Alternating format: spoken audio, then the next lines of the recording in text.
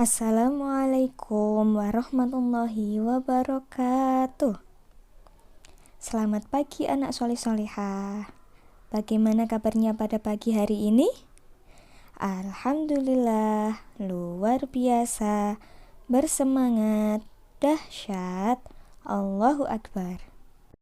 Baik, hari ini kita akan belajar aswaja tentang kelahiran Nahdlatul Ulama, yaitu organisasi keagamaan yang berakidahkan Ahlus Sunnah wal Jamaah. Untuk mengetahui lebih lanjut, mari kita pelajari bersama-sama. Yang pertama yaitu faham keislaman di Indonesia.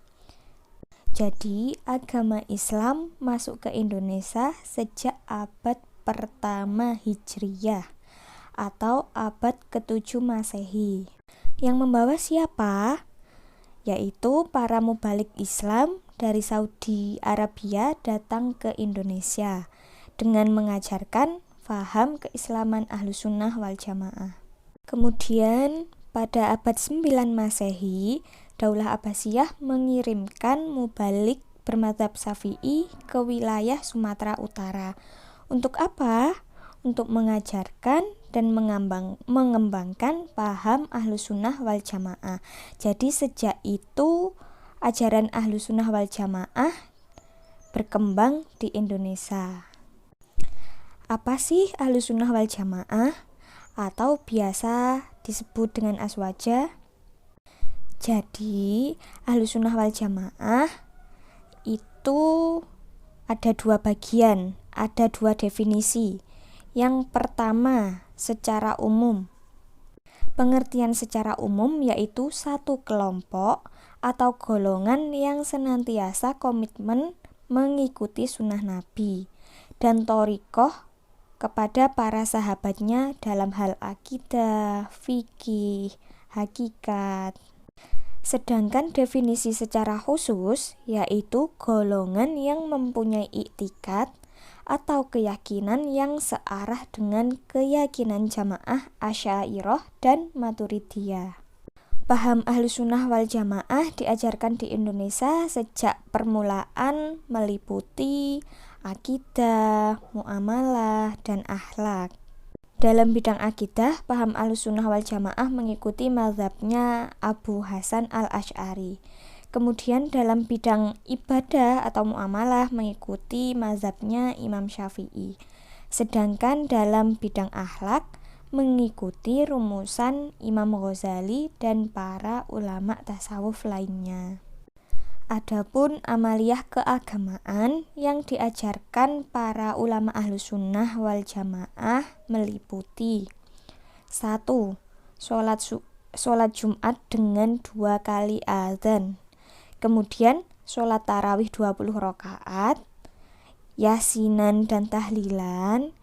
Kemudian sholat id atau sholat hari raya di masjid.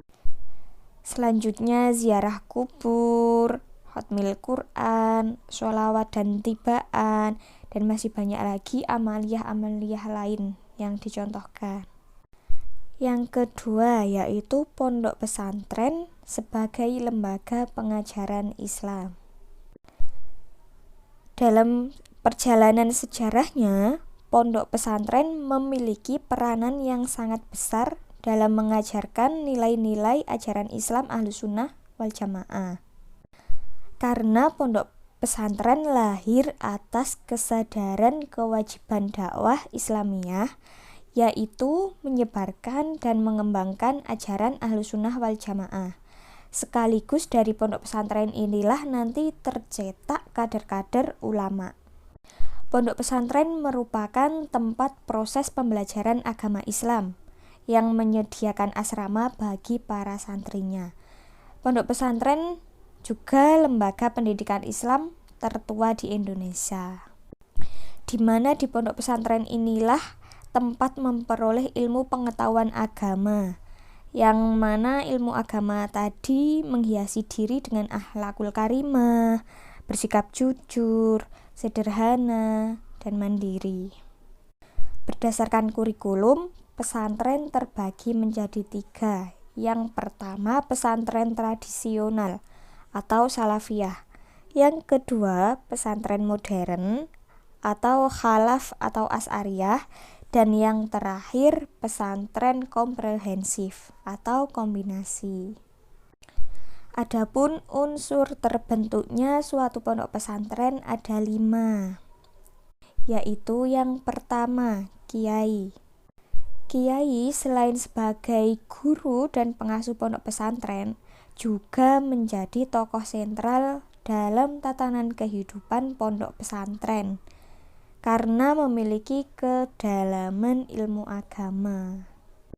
Jadi kiai ini memegang peranan penting dalam pondok pesantren. Kemudian yang kedua, santri.